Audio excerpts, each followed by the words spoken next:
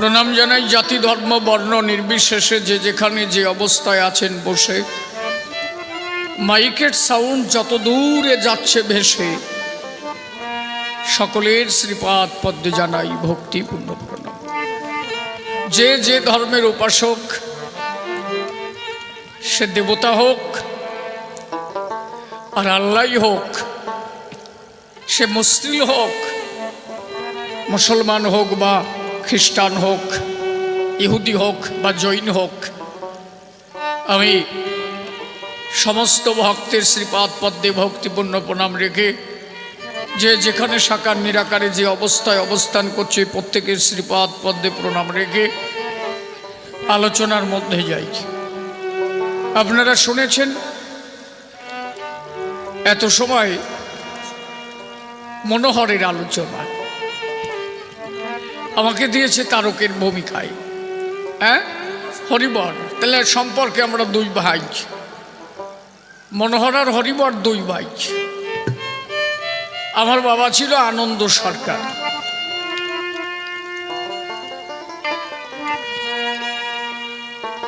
আনন্দ সরকার,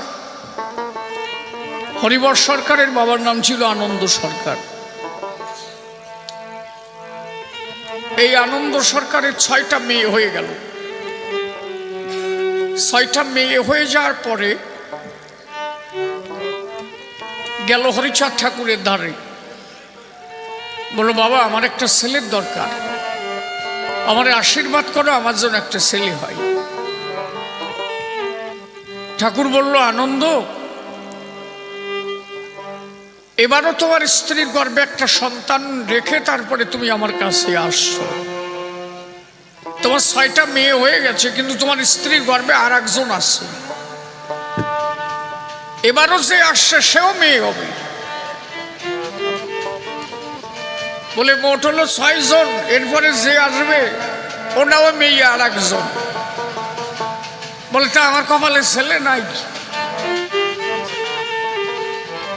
ঠাকুর বলল 1 বছর ব্রহ্মচর্য পালন করো। এইবার মেয়ে হয়ে যাওয়ার পরে 1টা বছর ব্রহ্মচর্য পালন করে তুমি যাবা নারীর ধারে। পবিত্র জীবন রেখে, যদি চরিত্র পবিত্র রেখে যেতে পারো তোমার নারীর ধারে, এরপরে তোমার একটা ছেলে হলে হতে পারে। ঠাকুর আশীর্বাদ করলো। আমার 7টা বোনের পরে আমার জন্ম। যেহেতু হরিচাঁদের বরে জন্ম নিয়েছিলাম আনন্দ সরকারের ঘরে, তাই আমার নাম দেওয়া হয়েছিল হরিবর সরকার। হরিচাঁদের বরে জন্ম, তাই নাম হয়েছিল। কথা বোঝা যাচ্ছে নাকি? তাই খাও, আমি যা বলছি এই এখন খাও, আমি চলে গেলি আবার চাটা যা পারো খাইয়ে। একসাথে তো 14টা খাওয়া যায় না, নাকি? কথা ঠিক বলছি তো নাকি? কবিগান কেন দেয়?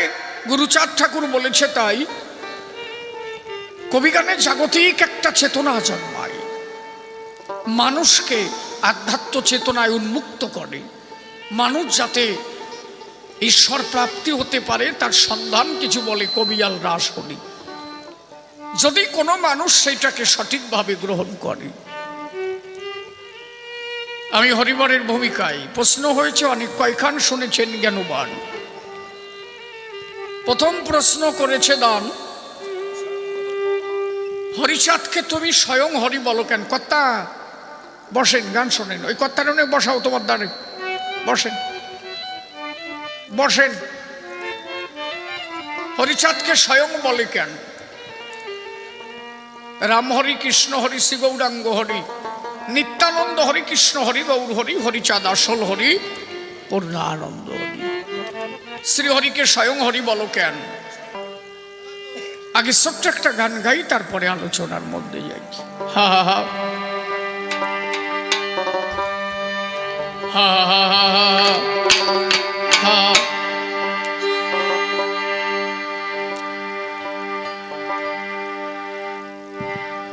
হা।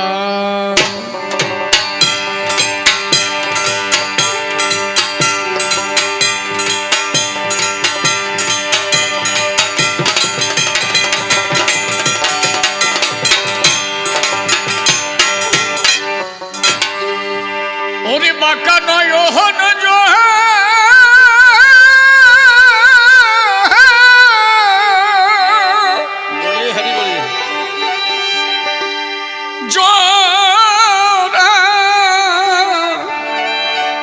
জোড়া ভুরু ও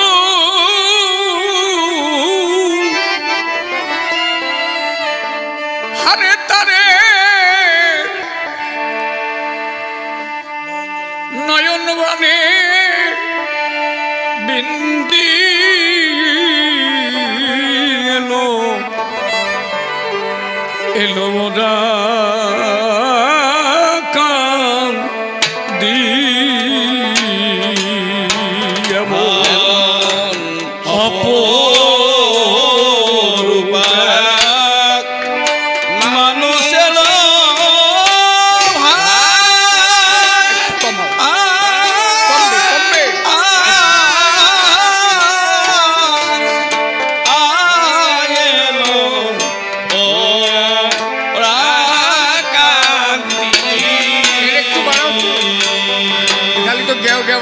না কিছু আছে একটু শুনি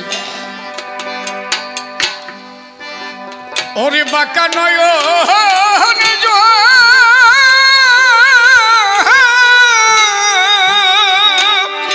জোড়া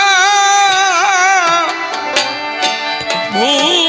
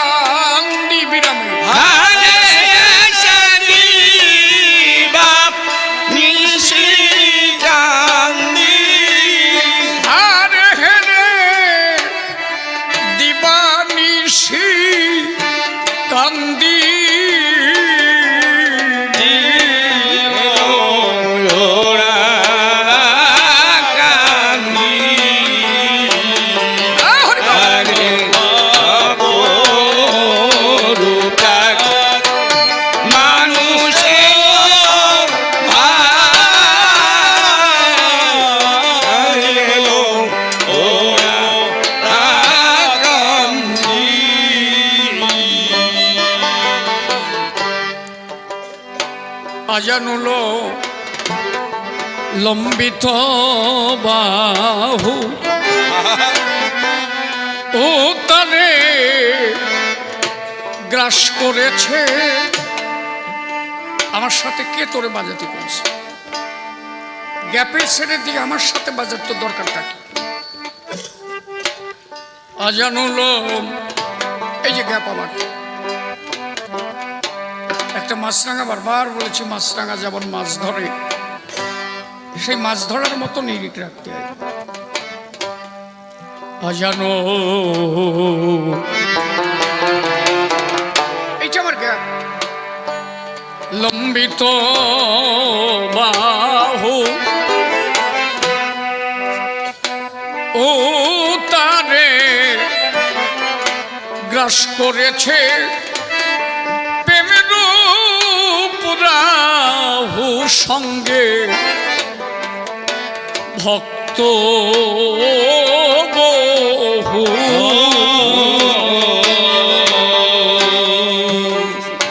ওরে দেখলে স্থির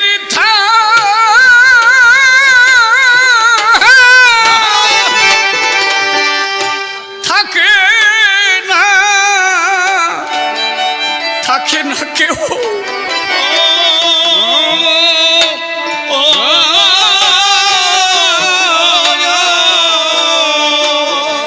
হরে তারে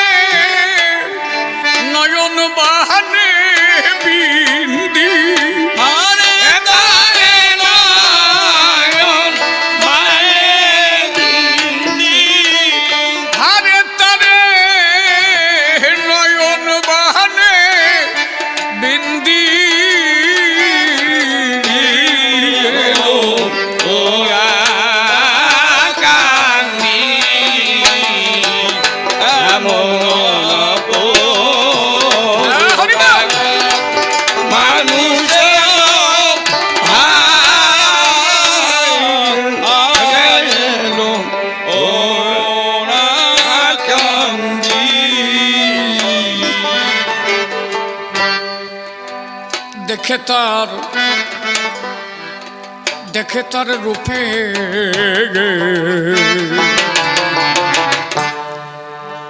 রূপের চেহারা আহারে কেউ বলে সই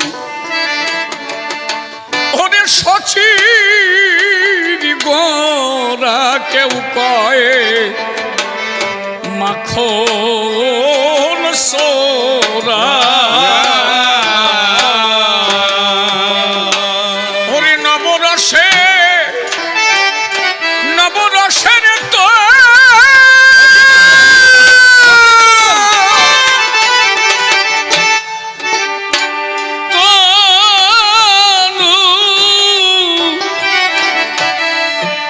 তনু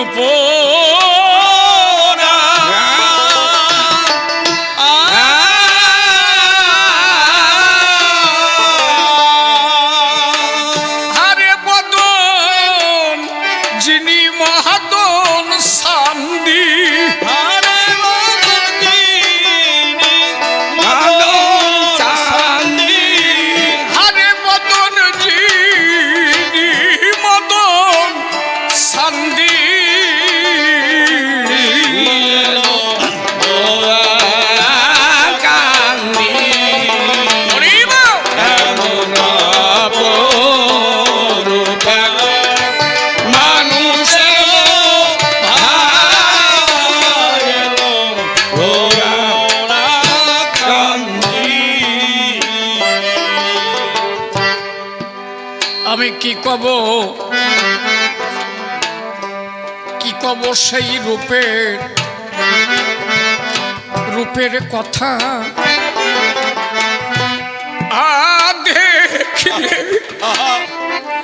দেখলে প্রতি সালে ওরে প্রতি ব্রতা খেয়ে ধর্মের মাথা ওরে শ্রীচরণে নুয়া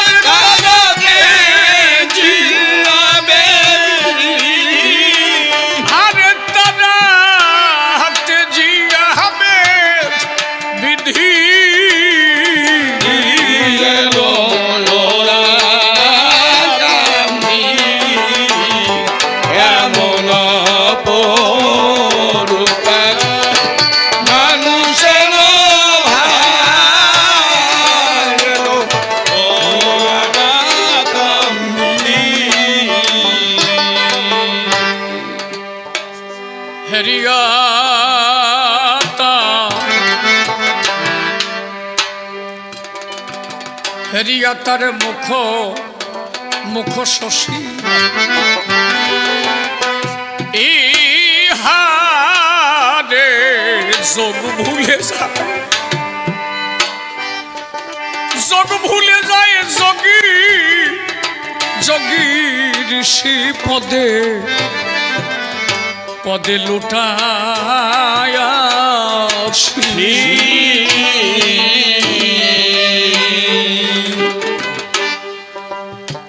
যেদিন তারক গোসাই আমার গুরুদেব তারক গোসাই আমি হরিবর সরকার বাড়ি দুর্গাপুর পিতা আনন্দ সরকার কথাগুলো ধৈর্য ধরে শোনো আমার গুরুদেব তারক গোসাই বাড়ি জয়পুর লোহাগড়া থানা পিতা কাশীনাথ মাতা তার অন্নদা দেবী আমার গুরুদেব একটা গ্রন্থ লিখেছিলেন যার নাম শ্রী শ্রী হরি লীলা মৃত। আমি আমার গুরুদেবের সম্বন্ধে যতটুকু শুনেছি তাই বলছি। তাহলে আমার গুরুদেব তারক গোসাই, বোঝা যাচ্ছে কি? আমি শিশির না, কিন্তু যে শিশির নামে আমার চেনো আমি কিন্তু সেই নামে নাই। আমি এখন হয়েছি তারক, এই মনোহর, এই কি হরিবর। হ্যাঁ, আমি হরিবর হয়ে গেছি।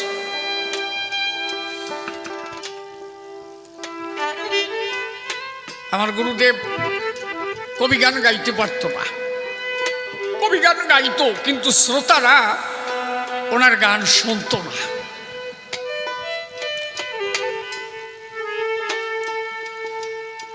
একবার ঠাকুরের কাছে গেল। এই ঠাকুরের কাছে যাওয়ার একটা ঘটনা ছিল। উনি একটা কবির আসরে কবি গান গাচ্ছিলেন। সেই আসরে মৃত্যুঞ্জয় গোসাই বসা ছিল।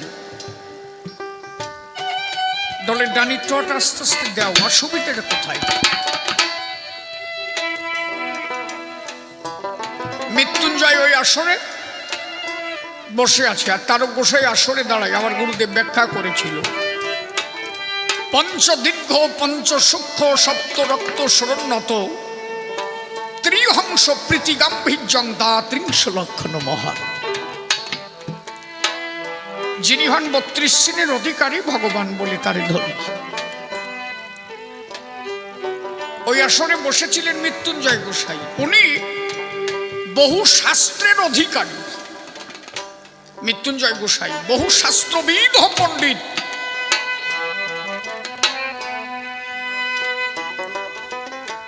তার গোসার মুখে ওই কথা শুনে মৃত্যুঞ্জয় ওই বারে বারে সামনে বসে আছে, আর তারক গোসাই মৃত্যুঞ্জয়ের দিকে বারবার চোখ দিচ্ছে। মৃত্যুঞ্জয় গোসাই বুঝতে পারছে আমি যদি বসে থাকি তাহলে আমার তারকের গান গাওয়া হবে না। কেন এইরকম হয়? যদি পূর্ব জন্মে কারো সাথে কারো টানাটানি থাকে, এই জন্মে তারে সে দেখা মাত্র তার মন হরণ হয়ে যায়। এটা গুরু শিষ্যের এক মধুর প্রেমের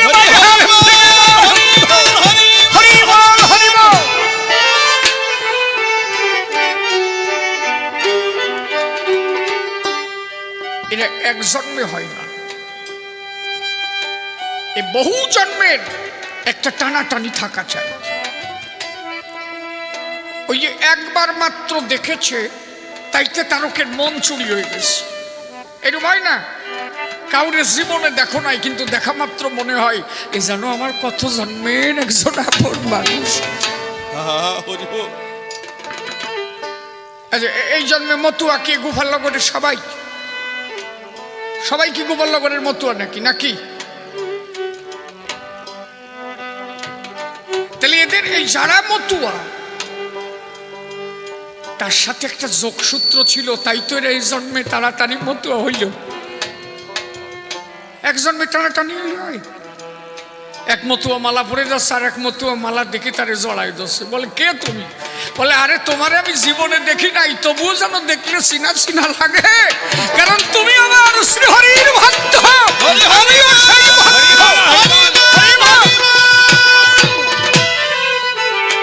এই একটা টানাটানি হয়। তা মৃত্যুঞ্জয়কে দেখা মাত্র তারকের মন হরণ হয়ে যাচ্ছে। এখন বিষয়টা কি, যে কোনো গান, আমি এই গান গাচ্ছি, এই গানের মধ্যে যদি আমি মন প্রবেশ না করাতে পারি তাহলে আমি গান গাইতে পারবো না। তুমি একটা মালা গাইতেছ, এই মধ্যে না থাকে ওই মালায় ঢুকতে যাইয়া সুই ঢুকবে হাতে, ঠিক কিনা? এই আমি গান গাচ্ছি, তোমরা শ্রবণ করছো, যদি মন দিয়ে শ্রবণ না করো আমি কি কব বলে যাবে না? মন হচ্ছে সমস্ত ইন্দ্রিয়ের উপরে ক্রিয়া করে। মন যদি চায়, চোখকে যদি কয় যে তুমি কিছু দেখো, তবেই তুমি দেখতে পারবা। মন যত সময় তোমার ইন্দ্রিয়ের উপরে ক্রিয়া না করবে তত সময় তোমার কিছু করার মতো নাই। এই যে তোমরা বসে গান শুনতেছো, মদন চুপ করে বসে রয়েছে না, মদন চুপ করে বসে রয়েছে, কোনো কাজ নেই। কারণ কি, মনের সাথে সাথে মদনও গান শুনতে মোহিত হয়ে গেছে। আবার রাত্রিবেলা ল্যাপের তলায় যাবা, মদন চড়াত করে দেখছো ওই মনের সাথে সাথে আরাম পালি খাইতে উঠবে, এটা বিষয়। এই জন্য আগে মনটারে কন্ট্রোল করা। সাধনার মূল কি? সাধনা হচ্ছে তাই যে পথের মাধ্যমে দেহের মনটাকে বহির্মুখী ভাব কর্তন করে অন্তর্মুখী করে যদি কেউ ঈশ্বর সাধনায় যুক্ত করতে পারে, সেটাই হচ্ছে সাধনা। সে যে পথে যায় করুক। তাহলে কি তার গান গাচ্ছে, মৃত্যুঞ্জয়ের দিকে তাকাইয়ে ভুলে গেছে। এখন মৃত্যুঞ্জয় গোসাই একটু সরিয়ে গেল, যদি আমি দাঁড়াই থাকি আমার তারকের গান গাওয়া হবে না। ঘটনাটা ঘটলো কি, তার গোসাই গান গিয়ে আসার পরে মৃত্যুঞ্জয় গেল দাঁড়ে। তারক কি, তা তুই যে আসরে ব্যাখ্যা করলি পঞ্চদীর্ঘ পঞ্চসূক্ষ্ম সপ্তরপ্ত শরণ্যত ত্রিহংস পিতি গম্ভীর্যনা ত্রিংশ লক্ষণ মহান। হরি হরি হরি হরি 32 চিহ্নের হলে অধিকারী, তাহারে পূর্ণ ভগবান ধরি। তাই যদি হয়, তারক তুমি জীবনে দেখেছো তাই? মৃত্যুঞ্জয় গোসাই বললেন তারকের কাছে। তারক তার প্রত্যুত্তরে বললেন না, সেই মানুষ একজন ছিলেন। কে? বললেন তিনি মহাপ্রভু ছিলেন, তিনি তো চলে গেছেন, তিনি তো আর লীলায় আসেন নাই। তখন মৃত্যুঞ্জয় বললেন তিনি আবার লীলা করতে এসেছেন, তুমি হয়তো তার দেখো নাই। বলে কে সে? বলে ওরা কান্দিসি হরিচা, সেই ভগবান। একবার গিয়ে দেখে আসো তুমি তাহারও চরণ। সেই মহাপ্রভু অংশ হয়েছিল, এবার পূর্ণ হয়েছি হরিচাঁদ ধরা ধামে এলো। এ কলিজীব উদ্ধার করতে এলেন নররূপ ধরি। একবার শান্তি হরি প্রেমানন্দে বলো হরি হরি। ভালো তারক গোসাই আমার গুরুদেব তখন একটা তাচ্ছিল্য করেছিল, ওই ওরাকান্দের হরিশান আমার ভগবান, তারপরে আবার পূর্ণ অধিকারী। তাই হয় নাকি?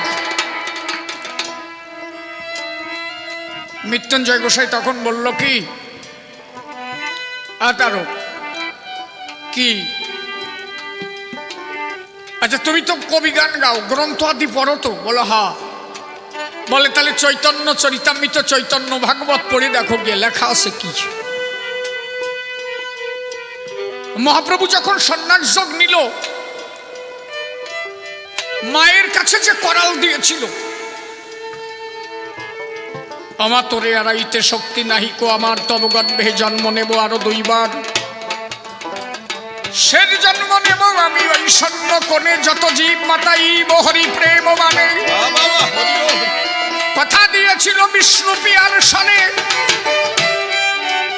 শোনো তুমি বিষ্ণু পিয়া, জনম তোমার গেল কাঁদিয়া। ছিলে তুমি সীতা, মনে পেলে কত ব্যথা অন্তরে, যে কত কথা জমা তোমার রয়। তারপরে তুমি হলে রাধা, পেলে তুমি কত বাধা, কোনদিন তুমি শান্তি পাও নাই। হইলে বিষ্ণু প্রিয়া, জনমে গেল কাঁদিয়া, কোনদিন শান্তি দিতে পারি নাই। তাই এবার তোমায় শান্তি মাতা বানাবো আমি, হরি হয় শান্তি হরির যুগল মিল।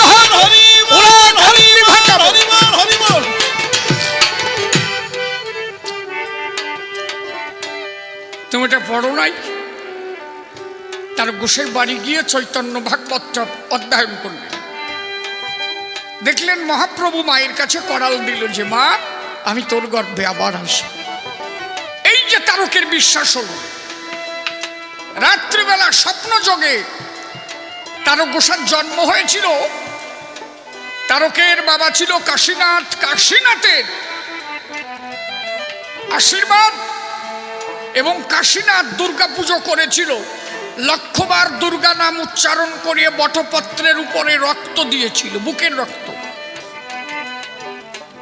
এবং কাশীনাথের দুইজন দাদা ছিল চূড়ামণি শিরোমণি, তারা কলকাতা দারোগার চাকরি করত।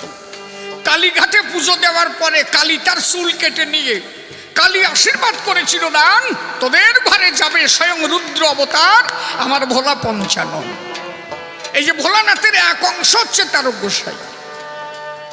রাত্রেবেলা ওই কালী এসে তারকরে বলল, হ্যাঁ তারক কি?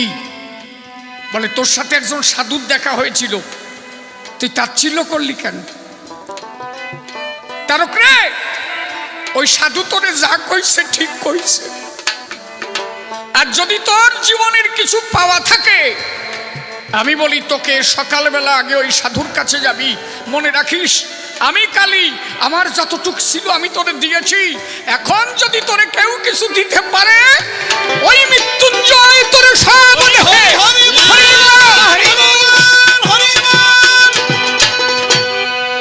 তুই মৃত্যুঞ্জয়ের কাছে যা। সকালবেলা ঘুম থেকে উঠে আমার গোসাই, আমার গোসার দলে গান গাত সূর্য নারায়ণ, ওর সাথে নিয়ে মৃত্যুঞ্জয়ের বাড়ি গেল। 3 রাত 3 দিন পর্যন্ত দুজনের মধ্যে কোনো কথা নাই। মৃত্যুঞ্জয়ের সাথে ওঠে আর বসে, ওঠে আর বসে। 3 রাত 3 দিন। 3 রাত 3 দিন পরে তারক গোসাই দেখছে মৃত্যুঞ্জয়ের ভিতরে চতুর্দিক দিয়ে কিছু যুবতী নারী, অলৌকিক শক্তির অধিকারী, তারা এসে মৃত্যুঞ্জয়কে প্রণাম করে মৃত্যুঞ্জয়ের সঙ্গে লীন হয়ে গেল। তারক গোসাই বুঝতে পারল ইনি সামান্য কোনো মানুষ নন। সেই দিন থেকে ঝাঁপ দিয়েছে মৃত্যুঞ্জয়ের পায়ে। একদিন মৃত্যুঞ্জয় বললেন, তারক আমার হরিচাঁদকে মানিস? বলে, আমি তোমার মধ্যে কিছু দেখেছি, তোমার মেনেছি, কিন্তু হরিচাঁদকে আমি মানি না, কারণ আমি তো এখনো দেখিই নাই। মৃত্যুঞ্জয় গোসাই বললেন, চল একদিন যাই। একদিন মৃত্যুঞ্জয়কে নিয়ে গেল। ঠাকুর আমার বুঝতে পেরে যে আমার তারক আসতেছে আমার দ্বারে, বিশ্বাস করে না আমারে, আমার মধ্যে 32 চিহ্ন আছে কিনা ও জানতে চায়। ঠাকুর করেছে কি, অন্তর্যামী তো, তারক আসছে, আর ঠাকুর আমার গাছতলায় গিয়ে বসে অলস্যের ভান করে দেখাচ্ছে। মৃত্যুঞ্জয়ের সামনে, এই তারক সামনে, মৃত্যুঞ্জয় পিছনে। দেখো, তারক যে গিয়ে সামনে দাঁড়ালো, হরিচাঁদ ঠাকুর অলস্যের ভান করল, মানে তুই দেখ আমার মধ্যে 32 চিহ্ন আছে কিনা।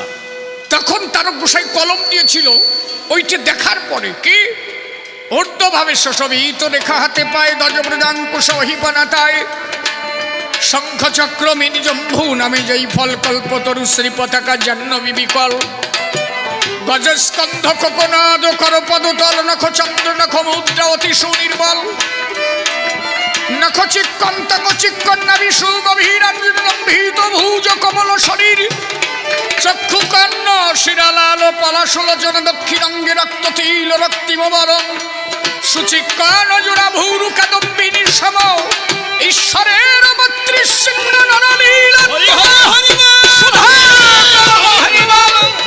সুধা কর জপ ঈশ্বরের 32 চিহ্ন কহিলাম সব, এর 1 2 3 চিহ্ন দেখিবে যাহারে, ততখানি অংশ বলি মানিবে তাহারে। এই রূপ দেখার পরে তার গোসাই ঝাঁপ দিয়ে পড়েছিল বাবা হরিচাঁদের পায়ে। মৃত্যুঞ্জয় বলল, বাবা তোমার জন্য আনছি তোতার সা। ঠাকুর বলল, যা পাখি যখন আমার, আজকের থেকে তুই কথা কয়া। বলে, আমার গান কেউ শোনে না। বলে, 7 বাজারে ঢেরা দিবি যে আমার গান কেউ শোনে না। 7খানা বাজারে তারক গোসাই ঢেরা দিয়েছিল যে আমার গান কেউ শোনে না। 7 বাজারে ঢেরা দেওয়ার পরে আমার তারক যখন গান গাতো, আসলে সবাই দেখতো আমার তারকের কাঁধের পরে বসে দয়াল পূর্ণ ব্রহ্ম হরি কথা বলি।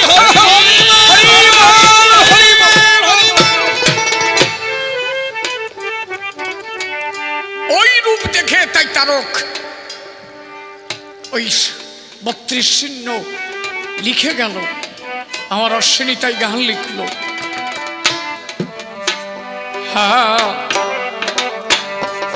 হেরিয়া তার মুখ মুখ শশী, শশী মানে হচ্ছে চাঁদ, চাঁদের মতো তার মুখ। হেরিয়া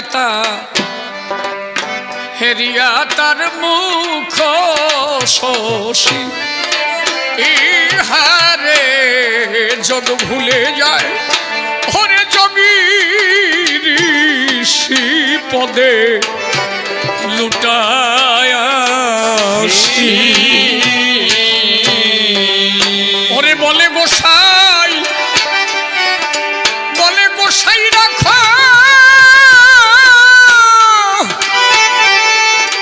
ওরে রাখো দাসী,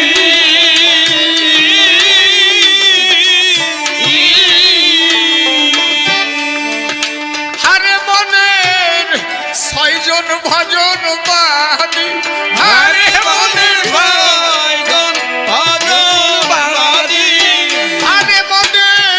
6 জন ভজন বাদী এলো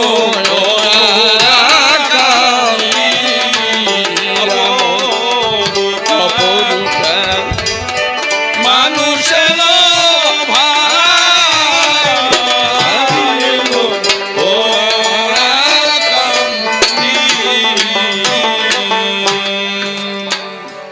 বলে গোসাই, বলে গোসাই মহানন্দ, আরে এবার ঘুষল জীবের চিত্ত, চিত্ত সন্ধ গেল সাধন দ্বন্দ্ব। আমার অশ্বিনী তুই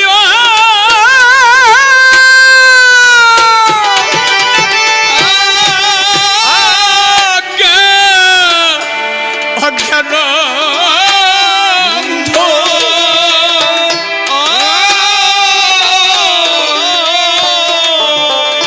হরে গুরুর চরণে হাও বন্দী, হরে গুরুর চরণে হাও বন্দী, হরে গুরুর চরণে হাও বন্দী, হরে গুরুর চরণে হাও বন্দী।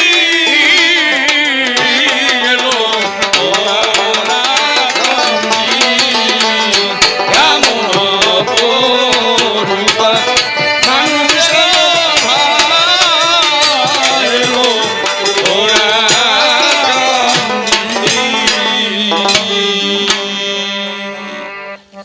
জয় জয় শান্তি হরি বন্দি তব চরণ তোরি অধমের কৃপা করি রেখো রাঙা পাই। অজ্ঞান অধম বলে আমার দিও না ফেলে তব চরণ তলে নিবেদন জানাই। যে মাতা পিতার কৃপা বলে এসেছি মহিতলে, সেই মা বাবার চরণ তলে জানাই ভক্তিপূর্ণ প্রণাম। তোমরা থাকো যে দেশে, তোমরা এসে আমার পাশে গান গাও সভা পাশে দাঁড়াইয়ে সভ্য সমাধান। গুরুদেব মোর যতীন সরকার কথা বলার দরকার, তার শ্রীপাদ পদ্মে ভক্তিপূর্ণ প্রণাম জানাই। গুরু বন্দনা করে খান্ত কবিগানের যে বৃত্তান্ত আদি অন্ত চূড়ান্ত সিদ্ধান্ত দিতে দাঁড়ালাম ধর্মসভার গায়ে। তাহলে এক এক করে জবাব দিতে বাসনা আছে চিতে, সৌধি সতে বসে বসে আকর্ষণ করিবেন সবাই। তাহলে বলি আমি সভা তলে বসে শোনেন জ্ঞানী দলে যেভাবে প্রশ্ন তলে ধর্মসভা স্থান, একের এক দুই যেমন আমি তারে বোঝাবো তেমন, ভক্ত ভক্ত আছেন যতজন করিবেন শ্রবণ।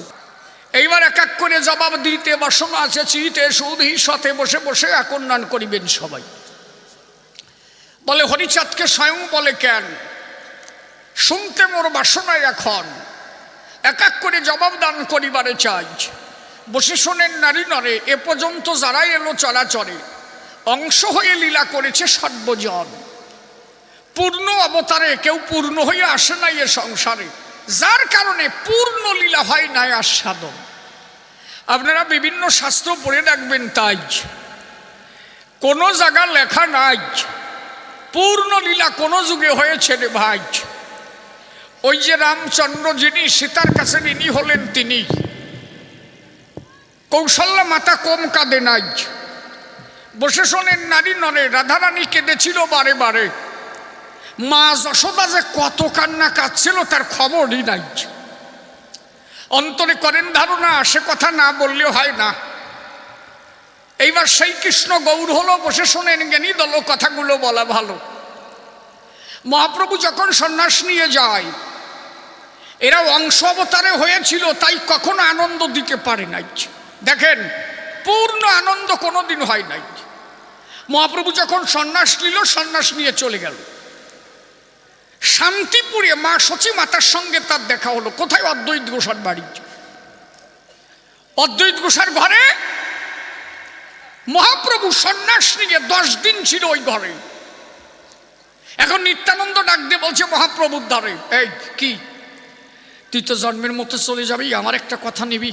কি বলে, অন্তত যাওয়ার আগে মার সঙ্গে একটু দেখা করে যাবি। আমি বলি, তোর ধারে মা যদি আসে তোর গোচরে, খবর দেব কি মারে? মহাপ্রভুর কথায়, এই নিত্যানন্দের কথায় মহাপ্রভু দিল সাই, যা আসতে বল মারে, মাকে একটু দেখতে চাই। নিত্যানন্দ বলল, বিষ্ণুপ্রিয়া? বলো না, বিষ্ণুপ্রিয়াকে আনার দরকার নাই। অন্তরে কথা ধারো না, বিষ্ণুপ্রিয়াকে আনতে হবে না, মা আসলেই হয়। নিত্যানন্দ খবর দিল, সচী মাতা শান্তিপুরে অদ্বৈত ঘোষার বাড়ি গেল। ও সাউডা কার? ধরে রাখো, বোঝো না? যে এলো মায়ের ধারে, এখন মহাপ্রভুকে দেখে সতী মাতার চোখের জল ঝরে পড়ছে ধরাতল। মহাপ্রভু ডাক দিয়ে বলছে, মায়ের ঠাই আমা, কি কাঁদছিস? কথা নিস? তুই যদি কাঁদিস আমি সন্ন্যাস ভেঙে দেবো, সন্ন্যাসী হব না। মনে আছে বাবু, তুই কাঁদলে আমি আর সন্ন্যাস নেব না, তাহলে সন্ন্যাস ভেঙে দেবো। সচিমাতা বলে, তাই আমি কাঁদবো, তবু তো সন্ন্যাস নিতে হবে। বলে, আমি কাঁদবো কেন? তুই জানিস না?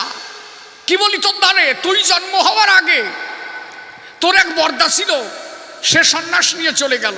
তুই জন্ম হওয়ার আগে তোর 8খানা দিদি অর্থাৎ বোনের জন্ম হলো, তারা সব মারা গেল। এক এক করে যে মায়ের 10খানা সন্তান চলে যায়, সে না কেঁদে পারে।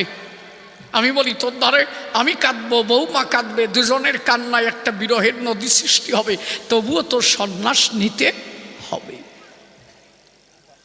মায়ের কথা শুনে মহাপ্রভু রওনা দিয়েছে। যেই মহাপ্রভু চলছে, পিছন থেকে সচী মাতা মহাপ্রভুকে বলছে, মা। এই সচী মাতা মহাপ্রভুকে বলছে, নিমাই আর একটা কথা তোর সাথে, একটু দাঁড়াইয়া। কি?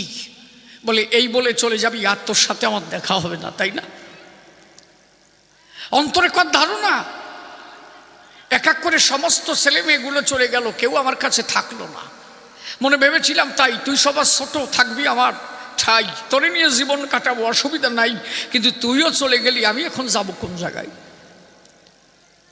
ওই সময় দাঁড়াইয়ে মহাপ্রভু সচী মাতাকে কথা দিয়েছিল, আমা কি তোরে এরাইতে শক্তি নাহি আমার, তোর গর্ভে জন্ম নেব আরো 2 বার, শেষ জন্ম নেব আমি ওই শূন্য কোণে, যত জীব মাতাইব হরি প্রেম বানে। বলে, এই বলে চলে যাবি, আর দেখা হবে না। মহাপ্রভু বলেছিল, তাই মা কথা নিবি, যদি কখনো তোরে আমার দেখতে ইচ্ছা করে, ঘরের দরজা আটকাইয়ে অন্ধকারে ভাত মাখাইয়ে ডাক দিস আমারে, মনে আছে ভাবো, আমি যত দূরেই থাকি না কেন, মা তোর হাতের ভাত আমি খেয়ে যাব। মহাপ্রভুর কাছে সচী মাতা ধরা পড়ে গেল। এই যে মায়ের ঋণ শোধ হলো না, যে যাই করুক না কেন, মায়ের ঋণ পিতৃঋণ কোনোদিন শোধানো যায় না। এই জন্য হরিচাঁদ ঠাকুর বলেছিল, মাতা পিতা গাছের গোড়া, হরি গাছের ফল, গাছের গোড়া কেটে কেন আগায় ঢালো জল। কোন তীর্থের, কোন দেশে কোনো প্রয়োজন নাই। কেউ যদি মা বাবার চরণ তলে ভজন পূজন রাখে, তার সমস্ত তীর্থ প্রাপ্তি মা বাবার চরণ তলে হয়। তাহলে মহাপ্রভু চলে গেল, শান্তি দিতে পারে নাই। বিষ্ণুপ্রিয়ার কথা বসে শোনেন বিজ্ঞ শ্রোতা। 48 বছর বয়সে মহাপ্রভু বিষ্ণুপ্রিয়ার দারুদেশে এসে দাঁড়ালো। ডাক দিয়েছে প্রিয়াজি বলে। বিষ্ণুপ্রিয়া ঘরের থেকে এসে বাইরে এসে দাঁড়ালো। মহাপ্রভু ডাক দিয়ে বলছে, বিষ্ণুপ্রিয়ার ঠাই একবার নয়ন তোলো, তোমার একটু দেখতে চাই। বিষ্ণুপ্রিয়া করে, মানা, এ নয়ন দেখা যাবে না। আমাকে দেখলে যদি তোমার সন্ন্যাস না থাকে, তুমি তো জানো না কোন পুরুষ যদি সন্ন্যাসী হয় তার নারী মুখ দর্শন করলে সন্ন্যাসী সন্ন্যাস থাকে না। এই জন্য মা আমি বলি তো, এই বিষ্ণুপ্রিয়া আমি বলি তোমার দ্বারে। মহাপ্রভু ডাক দিয়ে বলছে, বিষ্ণুপ্রিয়া রে তুমি তাকাও, অসুবিধা হবে না। আমার সন্ন্যাস কি না সে তো আমি জানি, তুমি তাকাও। সজল নয়নে বিষ্ণুপ্রিয়া তাকায় আছে মহাপ্রভুর পানে। ডাক দিয়েছে মহাপ্রভু, বিষ্ণুপ্রিয়া শোনে। বিষ্ণুপ্রিয়াকে বলছে, তুমি আমার কাছে কিছু চাও না? না। বলে 24 বছর বয়সে তোমারে রেখে গৃহবাসে আমি ছেড়ে গিয়েছি, তোমারে আমার প্রতি তোমার অভিমান হয় না? না। কিছু চাও না? আমার প্রতি তোমার অভিমান নাই? বিষ্ণুপ্রিয়া বলল, যদি এত দেওয়ার ইচ্ছা আমার কথা নাও, যে খরম দোকানের পরে দাঁড়ায় আসো ওই 2 খান তালে দিয়ে যাও। একেবারে চাবো না তা তো না, ওই খরম দোকানে দিয়ে যাও। বলে কেন? বলে যদি কখনো সন্ধ্যার আধারে তোমারে আমার দেখতে ইচ্ছা করে, আমি ওই খরম দোকানে রেখে দেবো বেদিকার পরে, নয়ন জলে সিঞ্চিত করে রাখবো বেদিকার পরে। দেখতে যদি ইচ্ছা করে আমি ডাকে দেব তোমারে প্রেমের ঘরে, চোখের জল সিঞ্চিত করে খরম দোকানে ভিজিয়ে দিব। আমার কথা নিও, সেদিন তুমি ওই খরমের পরে চৈতন্য মহাপ্রভু হয়ে দাঁড়াইও, আমি প্রাণ ভরে তোমার রূপ মাধুরী দর্শন করব। মহাপ্রভুর কাছে ধরা পড়ে গেল বিষ্ণুপ্রিয়া। আপনি বলেন তো, একটা লীলা পূর্ণ হয়েছিল? একটা লীলা পূর্ণ হয় নাই। সীতা 5 মাসের গর্ভবতী। রাম একদিন ডাক দিয়ে বলছে, সীতা, রাম একদিন ডাক দিয়ে বলছে, লক্ষণের ঠাই, লক্ষণ আমার কথা নেবি কি? তোর বৌদিরে বনবাসে দিবি। লক্ষণ করে বর্ণনা, বৌদির গর্ভে গর্ভাব আসে, সন্তান আসে, এই অবস্থায় বনবাসে দেওয়া যায় না। রাম বলে, তাই যদি আমার ভালোবাসা ওরে বনবাসে দেওয়া চাই। সীতার কাছে গিয়ে লক্ষণ বলছে, তাই চলো তোমারে মুনি ঋষি দেখানোর জন্য বনে নিয়ে যাই। সীতার মনের বাসনা ছিল যোগী ঋষি মুনিদের দেখবে। তখনও সীতাকে বলা হয় নাই যে সীতা বনবাসে যাচ্ছে। লক্ষ্য করেন, সীতাকে নিয়ে লক্ষণ যাচ্ছে, যখন নদী পার হবে ওই মুহূর্তে লক্ষণ কেঁদে দিয়েছে। সীতা বলছে, কাঁদছো কেন? ঠাকুর লক্ষণ কাঁদো কেন? লক্ষণ তো জানে যে আমি বনবাসে রেখে যাচ্ছি, আর কোনোদিন দেখা হবে কি না তা আমি জানি না। একটা মা যদি তার গর্ভের সন্তান থাকে, সেই অবস্থায় কোনো নারীকে বনবাসে, এর থেকে অত্যাচার বিশ্ববাসে আর কিছু আছে? বলেন দেখি আমার ঠাই। লক্ষণ দিয়ে আসছে সীতাকে, লক্ষণ কাঁদছে। সীতা বলছে, কাঁদছো কেন? আমি তো মুনি ঋষি দেখতে যাচ্ছি, আমাকে তো তাই নিয়ে যাওয়া হচ্ছে। লক্ষণ ডাক দিয়ে বললো, তাই মা সীতা, সারা জীবন মাতৃ চোখে দেখেছি, তাই মিথ্যা কথা বলার মতো আমার ইচ্ছা নাই। কি বলবো মা, তোর ধরে আমি ঘরের থেকে নিয়ে আসছি, তোরে জন্মের মতো বনবাসে দিয়ে যাব, তোর সাথে আর কোনোদিন আমার দেখা হবে না। তাহলে এত বড় দুঃখ। এই জন্য তারক গোসাই গান লিখেছিল, তোমরা দুঃখ জানো কি রে, ওরে জানো কি রে, কত না কাঁদাইয়েছিলে। দুঃখ না সইতে পেরে মাটি ফেরে, মাটির সঙ্গে মাটি হলে কাঁদলে কি গৌর পাবি, তাই তো ভাবি কে না কাঁদে গৌর বলি। পড়ে দেখবা, সীতার 2টো সন্তান হয়েছিল গর্ভবতী অবস্থায়। যখন ফেলে দিল, 2 কানের সন্তান হলো, একজনের নাম কুশি আর একজনের নাম লব। কুশি হচ্ছে বড়, লব হচ্ছে ছোট, এর কিন্তু যমজি সন্তান। ওই যদি মনে করো তাই বাল্মীকি কুশ দিয়ে বানাইছিল, হুলোসাটাম পাও কোন জায়গায়? হ্যাঁ, সীতার 2টো যমজ সন্তান হয়েছিল, বড় হচ্ছে কুশি, ছোট হচ্ছে লব। লব কুশি নাম হলো কেন? ওই যে বাল্মীকি মুনি ওই যে কুশ গাছ আছে না, কুশ কয় না কুশ, ওই কুশি গাছ, ওই ঘাস কেটে 2টো ভাগ করেছিল। এই 2টো ভাগ করলে ওর এক খণ্ডের নাম হয় লব আর এক খণ্ডের নাম কুশি। ওই 2টো ঘাস দিয়ে ওই 2জন বাচ্চাকে ঝেড়ে দিয়েছিল মন্ত্র দিয়ে, তাই ওই 2জনের নাম হলো লব আর কুশ। ও হুলো সাটাম না, যে কুশের দ্বারা মন্ত্র দিয়ে বানাইছে, ছোড়ো কনে ঘরো কনে। বাল্মীকি রামায়ণে পরিষ্কার লিখেছে, 2জন সন্তান, বড় কুশি আর ছোট হচ্ছে লব। এই জন্য বলে কুশি লব, লব কুশি না কিন্তু। খুশি বড়, লাভ ছোট। তা সন্তান যখন জন্ম হলো, বসে শোনেন জ্ঞানী দলা, পরবর্তীতে কি ঘটনা ঘটলো। সীতা কিন্তু পরে আবার অযোধ্যায় এলো। এত অপমান করা হলো, শেষ পর্যন্ত সীতা যেখান থেকে উৎপত্তি হয়েছিল, কিভাবে হয়েছিল সেটা তোমরা জানো। নাঙল চাষ করতে গিয়া সীতারে পাইছিল জনক ঋষি, তাই তো নাকি?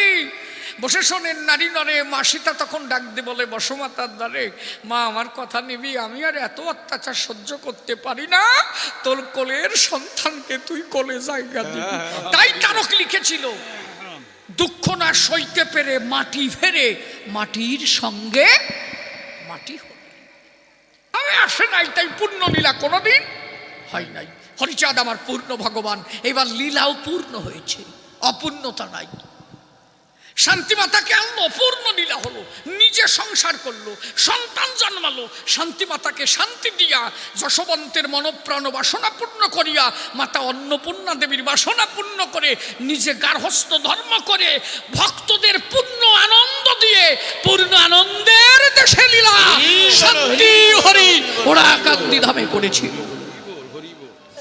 এইবার কেন তারে পূর্ণ কয় সে কথা যদি বলতে চাই, এ কথা মিথ্যা নয়। বসে শোনেন নারী নরে, অংশ কেন তারা আর হরি কেন পূর্ণ বোঝাবো এবার সবারই। আপনারা মহাভারত পড়ে দেখবেন, লেখা আছে মহাভারতের পাতায়, কালী প্রসন্ন সিংহের মহাভারত খানি বসে শোনেন জ্ঞানীগুণী লেখা আছে, সেইখানে শোনেন জ্ঞানীগুণী কি লেখা আছে ওই জায়গায়। একদিন শ্রীকৃষ্ণের স্ত্রী ছিল অনেক, কয়জন বসে শোনেন জ্ঞানীজন, তার মধ্যে জাম্বুবতী, রুক্মিণী, এদের নাম জানে অনেকজন, তাই না? এই জাম্বুবতী একদিন কৃষ্ণের কাছে বলে, তাই প্রভু আমার কথা নিবা, আমার একটা সন্তান দিবা, আমি তোমার কাছে সন্তান ভিক্ষা চাই। কৃষ্ণ করলো বর্ণনা, এ সন্তান আমার দ্বারা দেওয়া সম্ভব না। বলে কি করা যাবে? বলে রুক্মিণী একবার সন্তান চেয়েছিল, আমি শিবব্রত পালন করে শিব সাধনা যুক্ত হয়ে সন্তান করেছিলাম দান, তাই তোমার সন্তান দিতে হলে আমি বলি তোমার স্থলে আমার নূতন ভাবে শিবের সাধনা করতে হবে। এখন কালী প্রসন্ন সিংহের মহাভারত প্রথম খণ্ড পড়ে দেখবা সবাই, একদম পরিষ্কার লিখেছে। শিব তখন, কৃষ্ণ তখন কি করলো, জাম্বুবতীর সন্তান দান করতে গিয়া আপনাদের কাছে যাই কহিয়া ওইখান থেকে উনি তখন সাধনায় গেল কোথায়? হিমালয়ে গেল, সেখানে সন্দীপনী মুনির সঙ্গে দেখা হলো। কৃষ্ণচন্দ্র সন্দীপনী মুনির কাছে ভোলানাথ, মানে ভোলানাথের সাধনা করবে বলে সন্দীপনী ভোলানাথের সাধনা করেছিল, সেই মন্ত্রে দীক্ষিত হয়ে কৃষ্ণচন্দ্র ভোলানাথের সাধনা শুরু করলো। ভোলানাথের সাধনা করে 8খানা বর চেয়েছিল যিনি কৃষ্ণ ভগবান। আচ্ছা, তিনি যদি স্বয়ং হন, তার আবার ভোলানাথের সাধনার কি দরকার ছিল? কথা কও। 8খানা বর চেয়েছিল। কি কি বর শোনো। প্রথম বর ভোলানাথের কাছে কৃষ্ণ চাইল, তাই আমার যেন জনপ্রিয়তা হয়। দ্বিতীয় বর চাইল কি, তুমি আমার কথা নিবা, আমি যেন বহু সন্তান জন্ম দিতে পারি, এই অধিকার আমার দিবা, বহু সন্তানের বাবা হতে পারি। তৃতীয় বর কি? তৃতীয় বর হচ্ছে তাই যুদ্ধক্ষেত্রে শত্রু নিধন ক্ষমতা আমার চাই। চতুর্থ বর কি? আমার এই পঞ্চম বর, আমার বল দাও, বলের অধিকারী হতে হবে, আমি বল চাই। আর একটা কি? আমি যোগ চাই। আর একটা কি? আমি যশ চাই। আর একটা কি? তোমার সঙ্গে যুক্ত হয়ে আমি যেন সন্নিকর্ষে জ্ঞান লাভ করতে পারি। এই 8খানা বর চেয়েছিল, আর গৌরীর কাছে 8টা, মোট 16খানা বর প্রাপ্ত হয়েছিল কৃষ্ণর সময়। বলেন দেখি, আমার ধারে যিনি স্বয়ং ভগবানের সংসারে, তার আবার বর চাইতে হবে কেন ভোলানাথের দ্বারে? কথা বোঝা যাচ্ছে আমার? পরিষ্কার। ওই যে রামচন্দ্র যিনি বসে শোনেন জ্ঞানীগুণী, এরা যে হরিকে সারা তা না, এরা হরির অংশ। এই জন্য তারক গোসাই কলম লিখেছিল কি, হরিচাঁদ চরিত্র সুধা প্রেমের ভাণ্ডার, আদি অন্ত নাহি যার কলিতে প্রচার, সত্যতে তা দাপরের শেষ হয় কলি, ধন্য কলি যুগ কহে বৈষ্ণব সকলি, 3 যুগ পরে কলি যুগে কনিষ্ঠ, কনিষ্ঠ হইয়া হইল সর্বযুগ শ্রেষ্ঠ। এই কলিকালে শ্রী গৌরাঙ্গ অবতার, বর্তমান ক্ষেত্রে দারু ব্রহ্মরূপবার, যে যাহারে ভক্তি করে সে তাহার ঈশ্বর, ভক্তি যোগে সে হয় তার স্বয়ং অবতার, হয় গ্রীব অবতার কপিলি অবতার, অষ্টাবিংশ অবতার পুরাণে প্রচার, মৎস্য কুর্ম বরাহ বামন নর হরি, ভিগুরাম রঘুরাম রাম অবতরী, ঈশ্বরের অংশ কলা সব অবতার, প্রথম পুরুষ অবতার রঘুবর, নন্দর নন্দন হলো গোলকের নাথ, শঙ্কর্ষণ রাম অবতার তার সাত, সব ঈশ্বরের অংশ পুরাণে নিরখী। কি লাগছে? সব ঈশ্বরের অংশ, কেউ অংশ কেউ কলা, তাই লাগছে সব ঈশ্বরের অংশ পুরাণে নিরখী, বর্তমান দারু ব্রহ্ম অবতার কলকি, সব অবতার হতে রাম দয়াময়, দারু ব্রহ্ম দয়াময় কৃষ্ণ দয়াময়। তাহলে সব ঈশ্বরের অংশ, ঈশ্বরের কেউ অংশ কেউ কলা, কেউ পূর্ণ অবতার নয়। তাই বলছে প্রথম এই অংশ অবতারকে রামচন্দ্র, রঘুরাম, রঘুরাম মানে হচ্ছে রামচন্দ্র, হ্যাঁ, প্রথম পুরুষ অবতার রঘুবর, এই রঘুবর মানে হচ্ছে রাম। তাহলে রাম হচ্ছে অংশ, কৃষ্ণচন্দ্র অংশ, গৌরচন্দ্র অংশ, তাই তারা পুণ্য লীলা কোনোদিন করতে পারে নাই। কথা বোঝা যাচ্ছে আমার? এমনকি ভোলানাথ গোসাই যেদিন রামচন্দ্র নিজে মহামায়ার পূজা করেছিল, এই যে অকাল বোধন পূজা, এই যে দুর্গা পুজো, এই যে অকাল বোধন পুজো কে করেছিল? সর্বপ্রথম রামচন্দ্র এই কালী পুজো করে, সেখান থেকে এই পুজো এলো এই বাজারে। যিনি স্বয়ং অবতার এ জগতে হবে, সে কেন এই পুজো করিয়ে যোগ শক্তি নেবে? শ্রীহরির চাঁদের আমার কোনো সাধনা নাই, তিনি পূর্ণ ব্রহ্ম পূর্ণানন্দ বিশ্বজগৎময়, এই জন্য কোনো সাধনা কোনোদিন হরি করে নাই।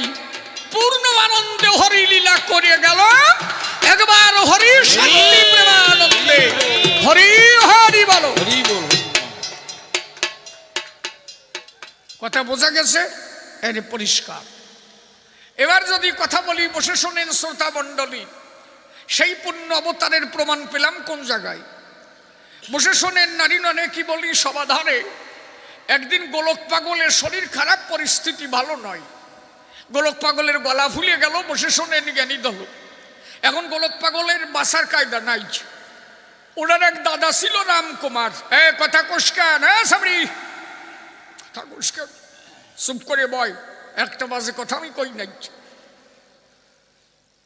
আমি গল্প দিলে তো মোতায় ছাড়া লোক, কিন্তু আমি মনে ভাবি তাই হরি কথা বলতে আসছি, বাজে কথা বলার কোনো প্রয়োজন নাই। কি আমি বাজে কথা কব কেন? সাটাম দিলি কত সাটাম দেওয়া যায়, বাপে সাটাম বেঁচে খায়, সেদিন আর সাটাম সারা জায়গা পাই নাই। দুই বাবাটা স্নান করতে গেছে, সলের কাছে সাটাম দিচ্ছে, ওই দেখ সাইয়ে দেখ, 7 সমুদ্র 13 নদীর পরে এটা দম্মের সার শুয়ে রয়েছে। সলে ভাবে যে একটা সমুদ্রের একুল উকুল দেখা যায় না, আর আমার বাবা 7টা সমুদ্র দেখে। সল ওকুবা না, সল বাবার দ্বারা কয় যে বাবা আমি কি দেখতেছি জানো? বলে কি? বলে আমি দেখতেছি ওই সারের কানের গোড়া দিয়ে মাসি ভনভান ভনভান করে ঘুরতেছে। সল কয় যে আমি সারই দেইনি, আর এই শালা মাসি দেখি। চরমতো থাবা দিছে। সল কান্তি কান্তি বাড়ি আইছে, ওর মারে কাছে, মা বাবা আমার মারিছে। বলে মারলো কেন? বলে আমার কাছে সাটাম দেশে 7 সমুদ্র 13 নদীর সার শুয়ে রয়েছে। বলে তুই কি কইছিস? বলে আমিও কইছি। বলে আমিও কইছি ওই সারের কানের গোড়া দিয়ে মাসি ভনভন ভনভন করে ঘুরতেছে। কাজে ভালো কইছিস তো। কলে তাহলে মারলো কেন? কাজে শালা বাড়ি আসুক দাঁড়া। ও স্নান করে বাড়ি আইছে, রান্নাঘরে ঢুকে দেখে যে ডাল তরকারি বউতি ঢালিয়ে দিয়ে থুইছে। এনা সে বউটারে কষে রান্নাঘরের অবস্থা এই কেন? বৌতি কয় যে দুই বাবাটা স্নান করতে গেছো, ভালোভাবে স্নান করে বাড়ি আসবা, এই সারের ভাষায় কুরুত দিতে গেল কেন? স্নান করে বাড়ি আসবা, রীতিমতো ভাত খাবা, দুই বাবাটা ওই জায়গাতে সারের ভাষায় খোসা দেছো, আর ওই 13 নদীর উপরে সারে মাথা ঝাই দেছে, আমার রান্নাঘরের ডাল তরকারি সব ডালিয়ে গেছে। স্বামী কয় যে এ বউ দেই হয়েছে 18 সাটা দিয়া।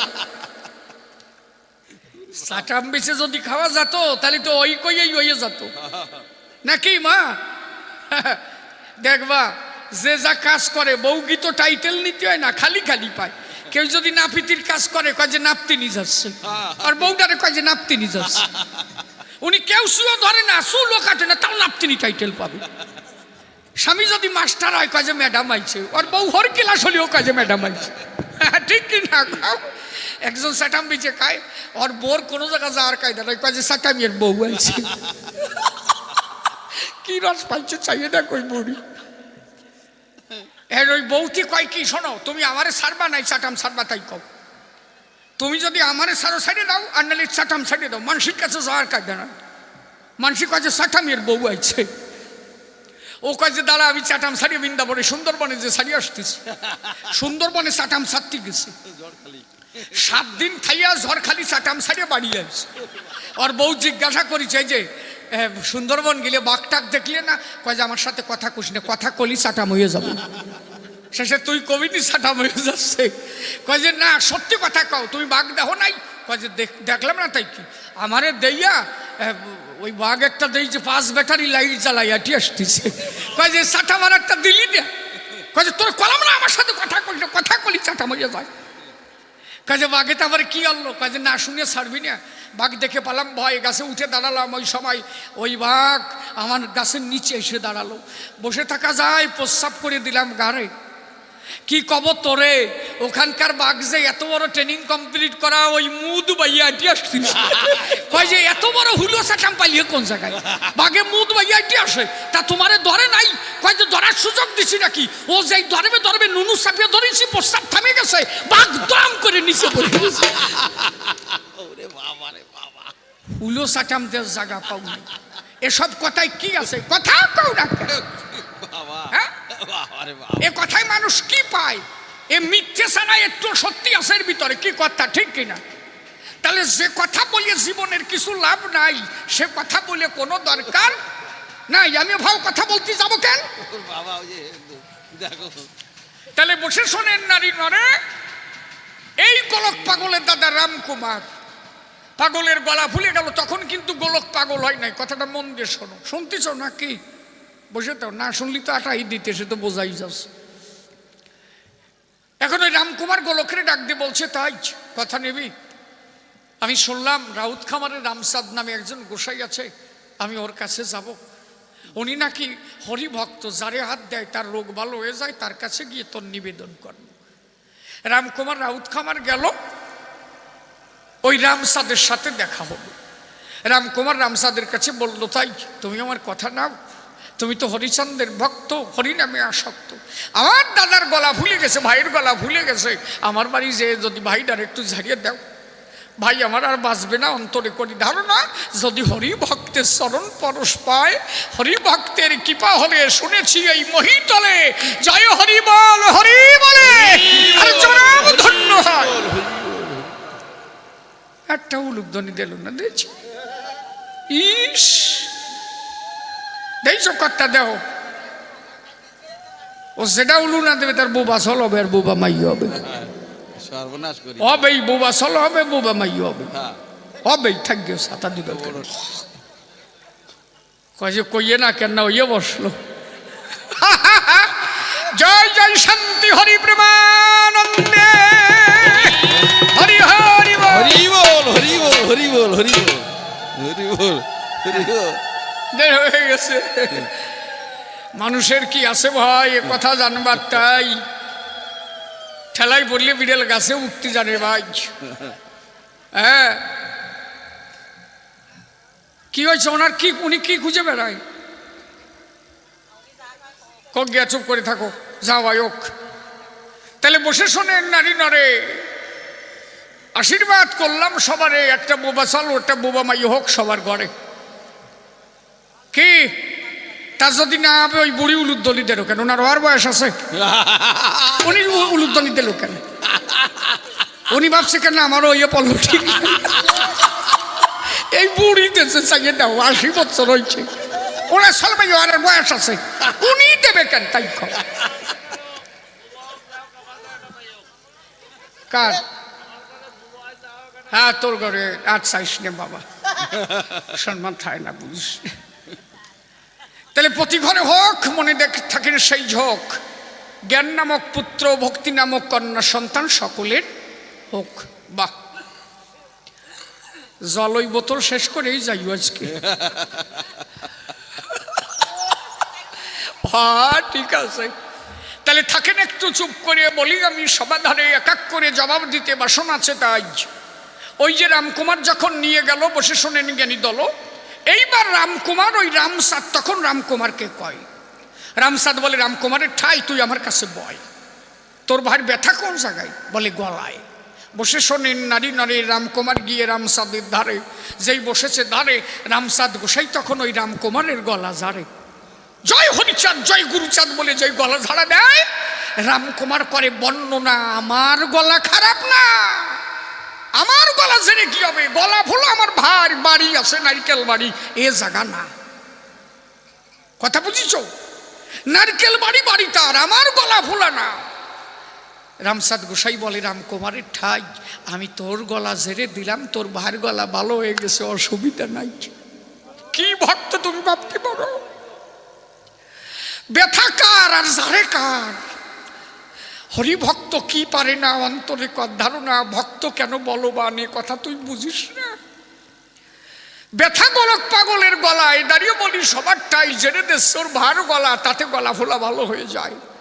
বাড়ি যখন এলো বসে শোনেন জ্ঞানী দল, গোলক পাগল ডাক দিয়ে বলল রামকুমারের ঠাই যখন তুই গেলি, কি বলবো তোরে সভা তলেই, তুই যাওয়ার পরে আস্তে আস্তে গলা আমার ভালো হয়ে যায়। ডাক দিয়ে বলে গোলক পাগলের কাছে রামকুমার তাই ভাই রে ভাই, ওই ভক্ত আমারে পাশে বসাই আমার গলা ঝেড়ে দিয়ে বলল তাই তোর ভার গলা আর ভোলা নাই। তাহলে যে ভক্তের এত গুণ না জানি সেই ভগবান কত গুণের গুণী, চল একবার একটু ওরা কান্দি যায়। বসে শোনেন নারী নরে কি বলি সভা ধারে, গোলক পাগল তখন ওরা কান্দি যায়, দাঁড়াইয়ে আছে দূরে। বসে শোনেন নারী নরে ঠাকুর গোলককে দেখে তখন ডাক দিয়ে বলে তাই গোলক কত ব্যথা পেলি, কি যন্ত্রণায় তুই ভোগলি, আরো আগের থেকে আসলেই তো হতো, তোর ব্যথায় আমি যে কত ব্যথা পাই। পাগল দূর থেকে দেখতে পেল, বসে শোনেন জ্ঞানী দল শ্রী হরিচাঁদ আর ওই রূপে নাই, শঙ্খ চক্র গদা পদ্মধারী হয়ে দাঁড়ালো দয়াল হরি, প্রেমানন্দে মদন ভরি, হরি হরি বল ভক্ত হরি বল, অন্তরে করেন ধারণা সেই পূর্ণ ব্রহ্ম ক্ষীরোদ বিহারী হরি আমার দয়াল হরি অবতীর্ণ ওরা কান্দির। তাহলে ভক্ত কত বলবান। বসে শোনেন জ্ঞানীজন, আমরা পেয়েছি সে বচন হরি লীলামৃতের পাতায়। এই গোলক যখন পাগল হলো, বসে শোনেন জ্ঞানী দল, সে কত বড় শক্তিধর হয়ে গেল। একদিন ভোরবেলায় দাঁড়িয়ে বলি সবার ঠাই, ওই যে মৃত্যুঞ্জয়, যে মৃত্যুঞ্জয় হরিচাঁদ ঠাকুর আসার আগে সবই তো বইরে গেছিল, তখন কি মতুয়া ছিল কোনো জন? বলেন দেখি এক এক করে সবার শ্রবণ, সব বৈষ্ণব ছিল। মতুয়া হলো কবে? হরিচাঁদ ঠাকুর আসার পরে। যখন সবাই দেখলো তাই সেই বৃন্দাবনের কৃষ্ণ তারা অংশ ছিল, এবার সেই পূর্ণ হরি জগতে এলো, তাই দেখে সমস্ত বৈরাগী যায়, যে একবার তারে দেখলো সেই দিন থেকে সে মতুয়া হয়ে গেল। গোলক তারক মহানন্দ হীরামন লোচন বদন দশরথ সবই তো বৈরাগী। কথা বোঝা যাচ্ছে আমার নাকি? বসে শোনেন নারী নরে, এই মৃত্যুঞ্জয়ের মা ছিল একজন মহাবৈষ্ণবী, 3 বেলা সন্ধান করত, নিতাই বলে ভাবত। আমাদের পূর্বকালে দেখা আছে তাই ফুটফুট করে কেডা ভাদে না কি ও বাজি ফুট হচ্ছে, এই ফুটো ফুটি জ্বালাবা দিছে, বিয়ের মনে মাস চলতেছে না? ঠিক আছে না, চুপ করতাও না, আমি নয় কইছি, তুমি হাসো কেন ছাতা, খালি বোঝো না কিছু। হরিবল বসো চুপ করে। তাহলে বসে শোনেন নারী নরে, এই যে মৃত্যুঞ্জয়ের মা যার নাম ছিল সুভদ্রা, ওই আমাদের পূর্বকালে এগুলো ছিল, এখন আর তা দেখা যায় না। আগে আমরা দেখেছি তাই মা মাসি ভোরবেলায় বাবা উঠার আগে মা উঠে গেছে, আর এখন ওর বাবা মা শুয়ে থাকে, বাবা উঠে জাটা টাটা দিয়ে জাট টাট দিয়ে চাটা বানায়, কয় যে প্রিয়া উঠু। রবি তোর অবস্থা তাই তাই কি না কাও? আর আগে মারে দেখছি শালা ওই মুরগিটি কুড়ো দেশে, মারা সব উঠে ওই হাড়ির মধ্যে গোবর নিয়ে এরকম ছড়া দেশে, বাড়ি ছড়া দেশে যা কি ঠিক পাচ্ছি কিনা, সেই ছড়া এখন দেখা যায় তাই নাই।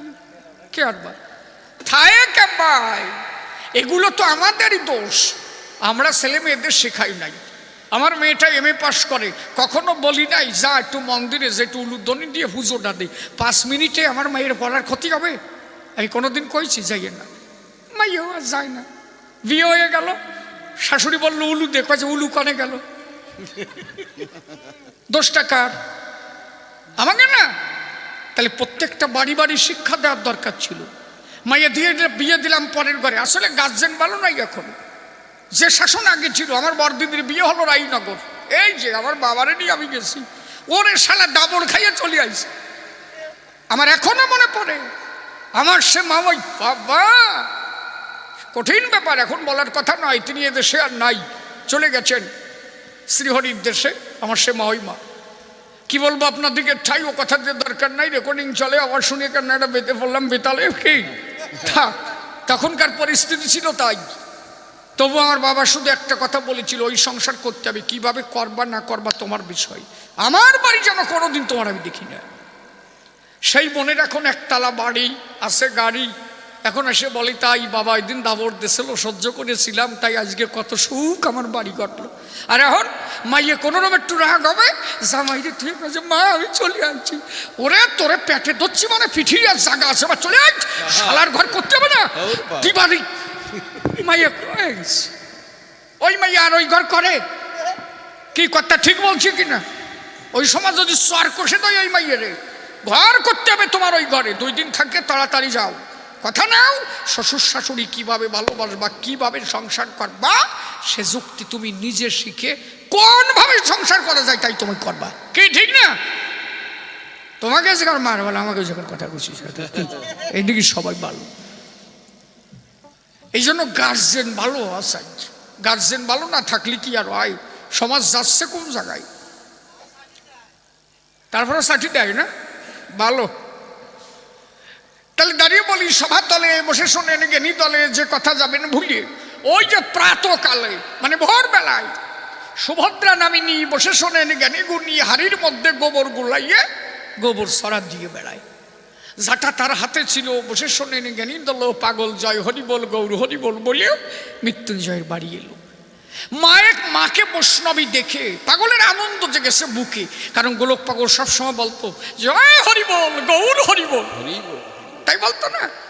ওই যে একটা গান আছে মহাসংকীর্তনে, তারক ঘোষার পড়ে দেখবা, কি যার যদি পাগলের মেলায় ধর পাগলের বুলি, গাই গাই গান গাই, বাহ গাই। চলো ভাই চলো রে, হ্যাঁ চলো রে আনন্দ মেলা। বারণীতে যাবা তো সবাই, মেলা চলে আসছে না, চৈত্র মাসের 2 তারিখ। আমি ওই দিনে আমার কয়েক কোটি টাকাও যদি কেউ কোনো দিন দেয় তাও গান রাখি না, ওদিনে আমি যাবই। ওর আগের দিন আমার গান আছে, ওই দিনে 10টা থেকে 11টার মধ্যে ঠাকুর বাড়ি আমি ঢুকবো। তোমাকে এই চাঁদপাড়া যে রোড, ওই রোড ওই আমি ঢুকবো, মতুয়ার দল নিয়ে যাই। কয়া দুর্গা মন্দিরে থাকি, 10টার সময় ওখান থেকে আমি দল ছাড়ি, সকাল 10টা। কারণ আমার জীবনের একমাত্র মেলা, আমার জীবনের একমাত্র সম্বল, একমাত্র যদি তীর্থস্থান কিছু হয় ওই দিন ওই বারুণী স্নান। জয় হরি বল। ওই দিন মতুয়ারা সবাই যাবে হরি হরি হরি বল।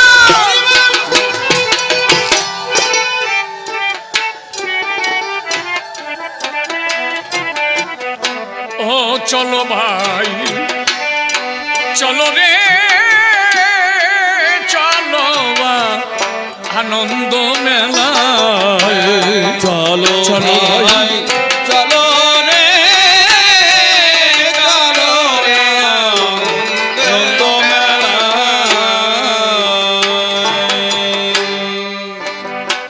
ওরে পাগলেরা আনন্দ মেলায়, পাগল সাথের খেলা, আরে পাগলেরা আনন্দ মেলায়, পাগল সাথের খেলা। আরে পাগলে আনন্দ মেলায়, পাগল সাথে পাগলেরা হরি বল, পাগল হরি হরি বল, হরি বল। ও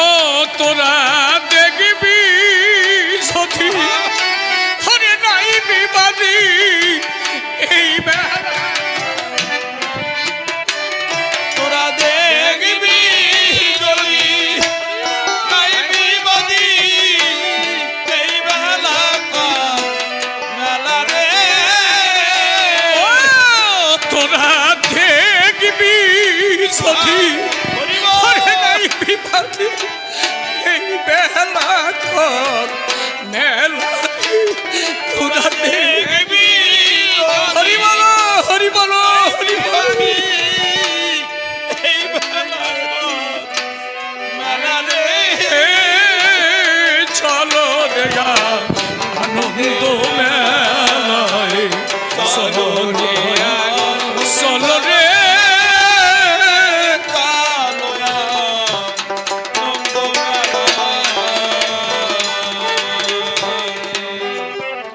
ভাইরে অষ্টবিংশ মন্নন্তরে ফিরেছে ফিরেছে হরিবল হরিবল জয় জয় শান্তি হরি প্রেমানন্দ হরিবল হরিবল হরিবল ও ভাইরে অষ্টবিংশ মন্নন্তরে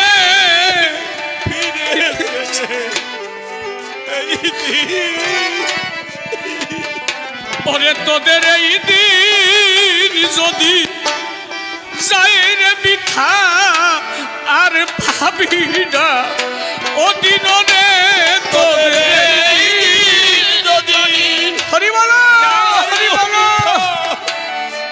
আর দিন রে একবার হরি বল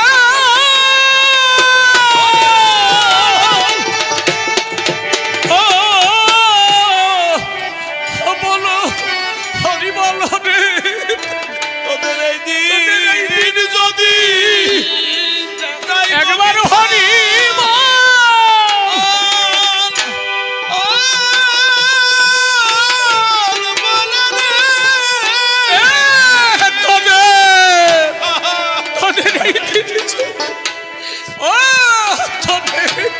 তোদের এই দিন যদি ওরে যায় রে পিঠা আর পাবি না দিন হরে তোদের এই দিন হরিবল তাই কবিতা আর পাবি না এ চলো মেলা হরিবল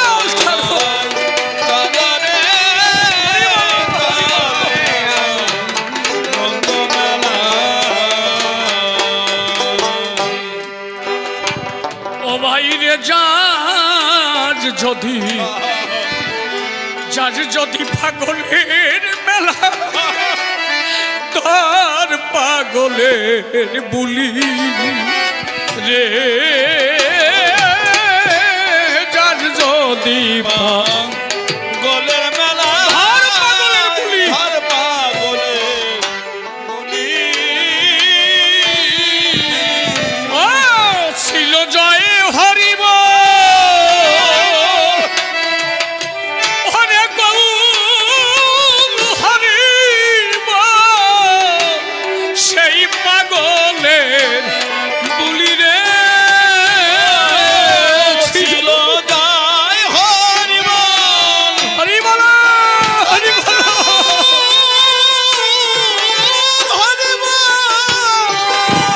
সেই পাগলের বুলি রে সেই পাগলে বুলি রে একবার হরি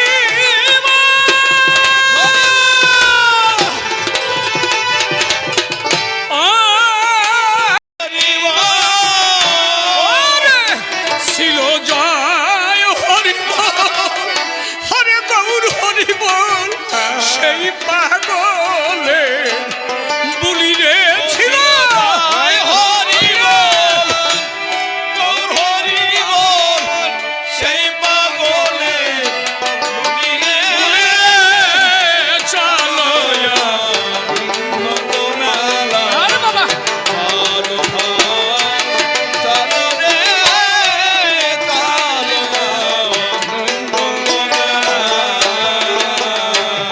ওরে রাই চরণ ভান্ডারির মেলায় মুর্শিদ মহানন্দ ও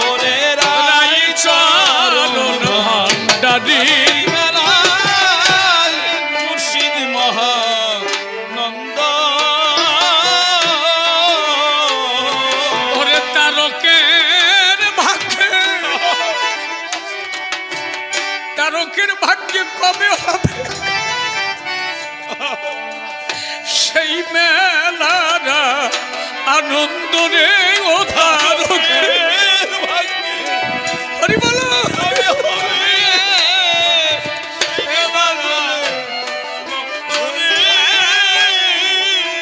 একবার হরি বল।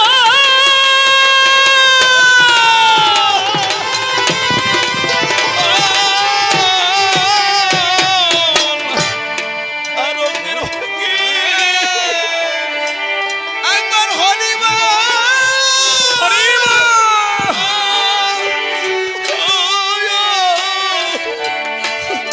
বলে রে তারকের ভাগ্যে একবার হরি বল। হরি বল হরি ও, হরি বল রে ও তারকের ভাগ্যে একবার হরি বল। ও বলে রে তারকের ভাগ্যে ওরে তারকের ভাগ্যে কবে হবে সেই মেলারা নন্দরে তারকের ভাগ্যে কবে হবে সেই মালারা নন্দরে ও তারকের ভাগ্যে কবে হবে সেই মেলারা নন্দরে চলো রে আনন্দ মেলায় চলো।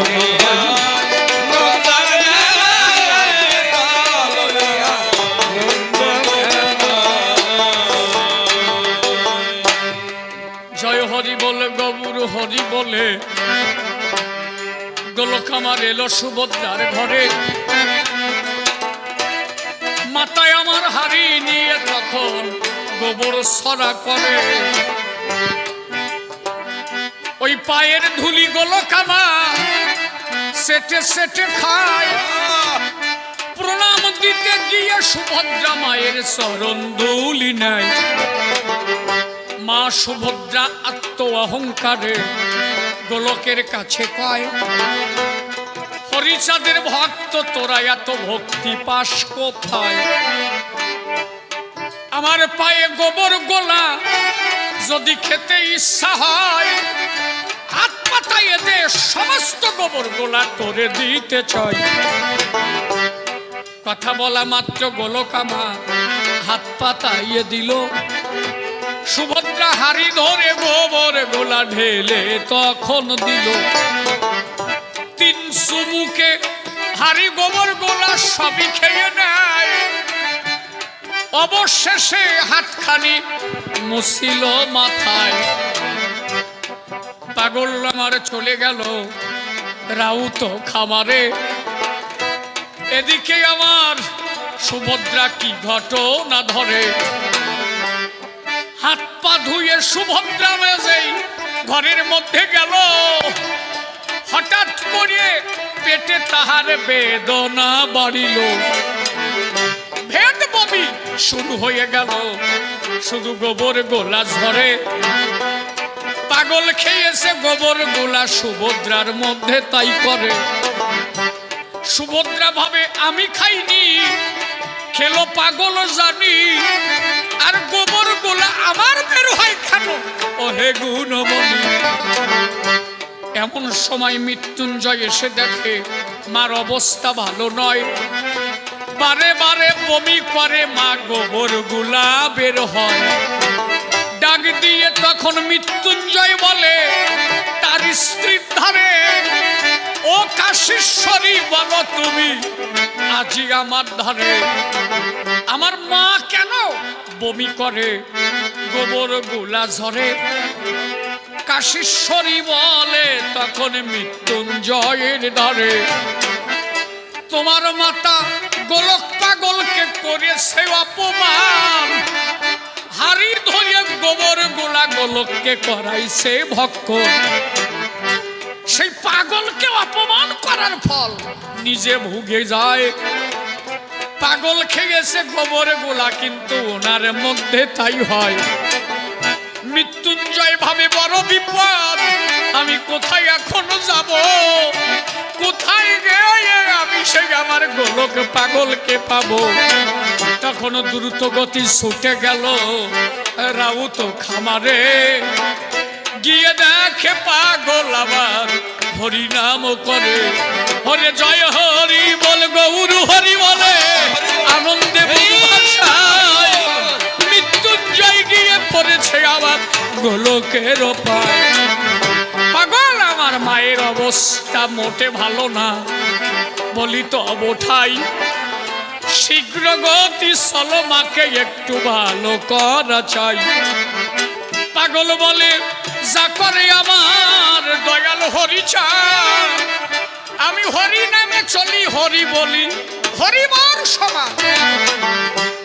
গোলক আমার মৃত্যুঞ্জয়ের সাথে যখন বাড়ি এলো, মা সুভদ্রার কাছে গিয়ে যখন দাঁড়ালো, মা সুভদ্রা ডেকে বলে গোলকের ঠাই, তোরা হরি ভক্ত সর্বোপরি আমি বুঝে দেখলাম তাই।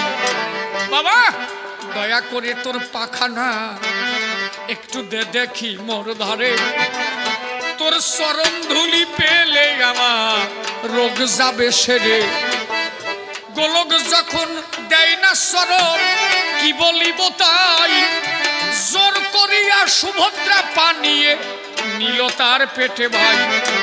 গোলকের পাখানা জোর করে সুভদ্রা বক্ষের পরে দিল, ভক্তের পদ স্পর্শে রোগ ভালো হয়ে গেল। পাগলের স্পর্শে সঙ্গে সঙ্গে বল হরি বল বলে একবার প্রেমানন্দে হরি হরি বলো মহিতলে। দাঁড়াইয়ে বলি আমি সভ্য সবস্থান, এই জন্য হরিভক্ত সর্বোপরি দিলাম তার প্রমাণ। তুমি আরো যে সব কথাগুলি বলেছো সভায়, আর কি বলেছে বলো দেখি আমি জানিবারে চাই। বলে শ্রী গুরুচাঁদ ভগবান তুমি তাহার প্রমাণ দাও, ছোট্ট একটা কথা তুমি বাবা আমার কাছে লও। স্বয়ং ভোলানাথ পঞ্চাননের গুরুচন্দ্র হলো, পুরাণ শাস্ত্র অনুসারে তাহার প্রমাণ পাওয়া গেল। তবে আশ্চর্য একটা কাহিনী আমি তোমারে শোনাই। যেদিন গুরুচাঁদ আবির্ভূত হলো ওরা কান্দিনী গায়, সেদিন দোল পূর্ণিমা তিথি যোগে ভক্তগণ বল হরি বল বলে, সেই হরি নামের মধ্য দিয়া ভোলা এলো মহিতলে। এমন সময় মাতা শান্তি দেবী বাচ্চা প্রসব করে। শ্রী হরিচাঁদ ভক্ত নিয়ে যখন গেল ঘরের দ্বারে, সবাই গিয়ে শুনতে পারে ওই বাচ্চার মুখের ধ্বনি, বম বম শব্দ উচ্চারণ করে ওই শিশু জানি। ঘরের মধ্যে থেকে বম বম বম বম শব্দ উচ্চারণ হয়, আর বাচ্চার অঙ্গের থেকে জ্যোতি এসে সেই জ্যোতি হরির চরণে মিলে যায়। ওই বাচ্চা ছেলে স্বয়ং পঞ্চানন জ্যোতি এসেছিল, ওই জ্যোতি বেরিয়ে এসে হরিচাঁদকে প্রণাম যখন দিল, তখন ভক্তগণ সবাই উচ্চস্বরে বলে স্বয়ং ত্রিপুরারি আজ অবতীর্ণ হয়েছে, দেখো ওরা কান্দি পুরি। এই মুহূর্তে ওই ঘরের সালে একটা অজানা পাখি এসে বসে। ওই পাখি এসে কি জানো কি বলছে ভাবাবে সে, যে ঘরের মধ্যে গুরুচাঁদ আমার আবির্ভূত হলো, ওই ঘরের উপরে একটা পাখি এসে তখন বসিয়া যে ছিল। ওই পাখি তখন বলতেছিল স্বয়ং ভোলানাথ এলো ওরা কান্দি পুরি, তোমরা প্রেমানন্দে বদন ভরে বলো হরি হরি। এই বিভিন্ন কারণ হলো আমার ভোলানাথের ঠাই, এই জন্য ভগবান বলে তারে আমরা প্রণতি জানাই। স্বয়ং ভোলানাথ ত্রিপুরারি আমার গুরু প্রচন্ড হলো, এই অনুন্নত সম্প্রদায়কে শিক্ষার সুযোগ দিল। তাহলে তোমার কথার জবাবে কথায় কথায় আমি দিলাম সমাধান। সে এবার এসে 2-4 কথা করবে আলাপন। আমি প্রথমবারে এ পর্যন্ত এবার ছেড়ে দিয়ে